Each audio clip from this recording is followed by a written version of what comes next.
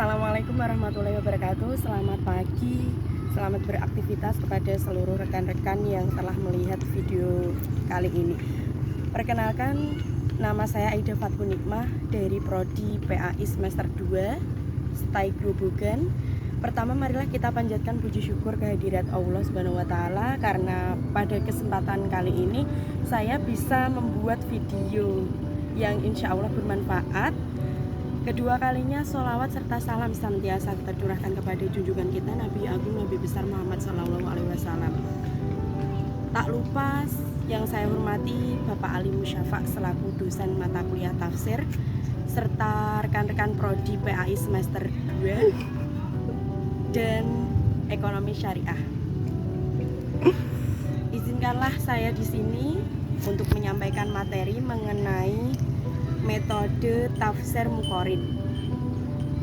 Dalam video kali ini akan ada 4 pembahasan. Yang pertama yaitu pengertian metode tafsir Muqarrin, yang kedua yaitu ciri-ciri metode tafsir Muqarrin, selanjutnya keutamaan dan kelemahan tafsir Muqarrin, yang keempat yaitu tokoh dan karyanya metode tafsir Muqarrin. Poin pertama yaitu pengertian metode tafsir Muqarrin. Secara etimologis, kata Muqarrin merupakan ism al-fa'il dari kata korona. Maknanya adalah pembandingan antara dua hal. Jadi, dapat dikatakan tafsir Muqarrin adalah tafsir perbandingan. Secara terminologis, adalah menafsirkan sekelompok ayat Al-Quran atau suatu surat tertentu dengan cara membandingkan antara ayat dengan ayat, atau antara ayat dengan hadis, atau juga antara pendapat ulama tafsir dengan menonjolkan aspek-aspek perbedaan tertentu dari objek yang dibandingkan. Pengertian tafsir menurut istilah ada berbagai pendapat para ulama, namun ada prinsipnya sama, yakni saling melengkapi, sehingga dapat disimpulkan menjadi dua hal. Yang pertama, tafsir dalam arti sempit adalah menerangkan lafaz-lafaz ayat dan i'rabnya, serta menerangkan segi-segi sastra susunan Al-Quran dan isyarat-isyarat ilmiahnya. Yang kedua, tafsir dalam arti luas ialah menjelaskan petunjuk-petunjuk Al-Quran dan ajaran-ajaran hukum-hukum dan hikmah Allah di dalam mensyariatkan hukum-hukum kepada umat manusia dengan cara yang menarik hati, membuka jiwa dan mendorong orang untuk mengikuti petunjuknya.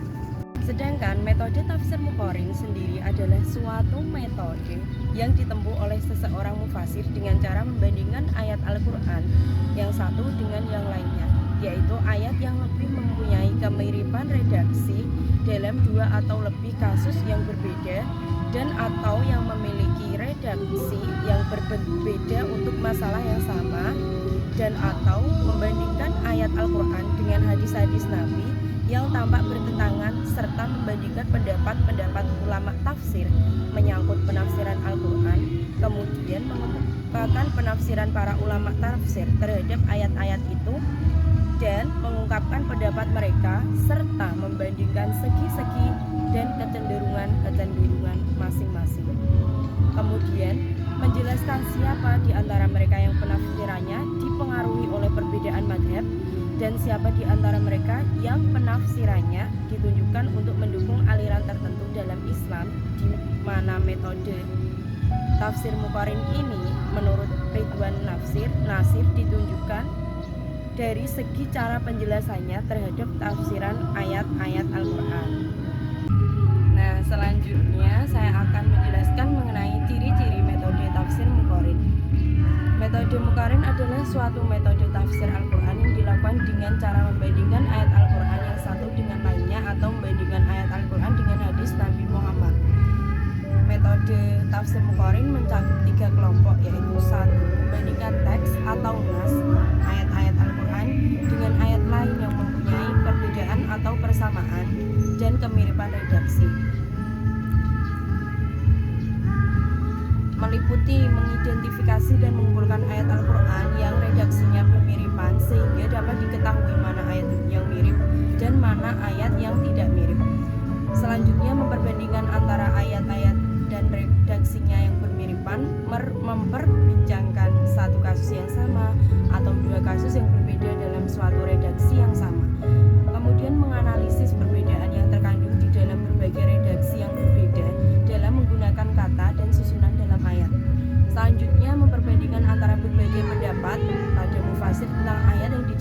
objek bahasan. Contohnya yaitu membandingkan ayat Al-Quran yang memiliki redaksi berbeda tapi maksudnya sama, yaitu firman Allah dalam surat Al-An'am ayat 151 dan surat Al-Isra ayat 31. Kedua ayat di atas menggunakan redaksi yang berbeda padahal maksudnya sama, yakni sama-sama mengharamkan pembunuhan terhadap anak. Selanjutnya, membandingkan ayat yang mirip tapi mempunyai maksud yang berbeda. Contohnya dalam surat Al-Qasas dan surat Yasin. Bila diamati dengan seksama, kedua ayat tersebut tampak mirip redaksinya meskipun maksudnya berlainan. Terus poin yang kedua, membandingkan ayat Al-Quran dengan matan hadis. Langkah-langkahnya yaitu 1. Menghimpun ayat-ayat yang pada lahirnya tampak bertentangan dengan hadis-hadis Nabi, baik ayat tersebut mempunyai kemiripan redaksi dengan ayat-ayat lain atau tidak. Yang kedua, membandingkan dan menganalisis pertentangan yang dijumpai di dalam kedua teks ayat dan hadis. Yang ketiga, membandingkan di antara berbagai pendapat para ulama tafsir dalam menafsirkan ayat dan hadis. Contoh penafsiran dengan membandingkan ayat Al-Quran dengan hadis yang terkesan bertentangan padahal tidak, sebagaimana terdapat dalam surat An-Nahl ayat 32 dengan hadis riwayat Tirmizi. Suratnya berarti, masuklah kamu ke dalam surga disebabkan apa yang telah kamu kerjakan. Sedangkan dalam hadis, tidak akan masuk seseorang pun di antara kamu ke dalam surga disebabkan perbuatannya. Hadis riwayat Tirmizi. Antara ayat dengan hadis terkesan ada pertentangan. Untuk menghilangkan pertentangan itu, Al-Zarkashi mengajukan dua cara. Pertama, dengan menganut pengertian harfiah, yaitu karena amal perbuatannya, akan tetapi karena atas tidak disalahkan, karena menurutnya amal perbuatan manusia menentukan peringkat surga yang akan dimasukinya. Kedua, dengan menyatakan bahwa huruf ba pada ayat di atas berbeda konotasinya dengan yang ada pada hadis. Pada ayat berarti imbalan, sedangkan pada hadis berarti sebab. Kemudian ciri-ciri yang ketiga, membandingkan penafsiran mufasir dengan mufasir lain. Metodenya yaitu 1. Menghimpun sejumlah ayat yang hendak dijadikan objek studi tanpa menoleh terhadap redaksinya itu mempunyai kemiripan ataupun tidak. Kemudian kedua, melacak berbagai pendapat ulama tafsir dalam menafsirkan ayat tersebut. Yang ketiga, membandingkan pendapat mereka untuk mendapatkan informasi berkenaan dengan identitas dan pola berpikir dari masing-masing mufasir serta kecenderungan-kecenderungan dan aliran-aliran yang mereka anut. Kemudian poin yang ketiga yang akan saya bahas yaitu keutamaan dan kelemahan metode tafsir Muqarrin. Kelebihannya meliputi 1. Memberikan wawasan penafsiran yang relatif lebih luas kepada para pembaca ataupun pendengar bila dibandingkan dengan metode-metode yang lain. Yang kedua, membuka pintu untuk bersikap toleran terhadap pendapat orang lain. Dengan demikian, hal itu dapat mengurangi fanatisme yang berlebihan kepada suatu mazhab atau aliran tertentu. Pembaca tafsir Muqarrin akan terhindar dari sikap fanatik yang dapat merusak persatuan dan kesatuan umat. Kemudian, berguna bagi mereka yang ingin mengetahui berbagai pendapat tentang suatu ayat, sesuai untuk mereka yang ingin memperluas dan memperdalam penafsiran Al-Quran, bukan bagi para pemula.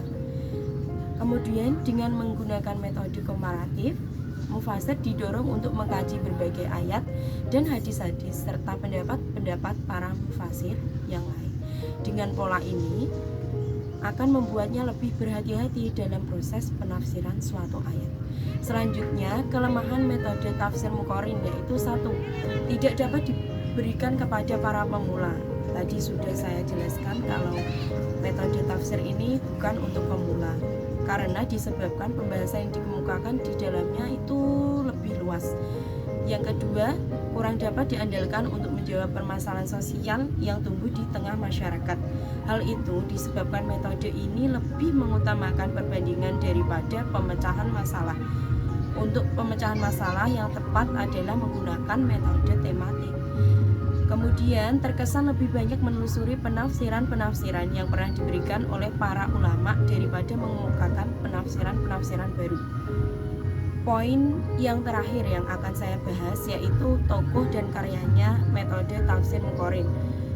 Kitab-kitab tafsir yang menggunakan metode tafsir Al-Muqorrin sangat langka, tidak seperti kitab-kitab lainnya. Di antaranya yaitu 1.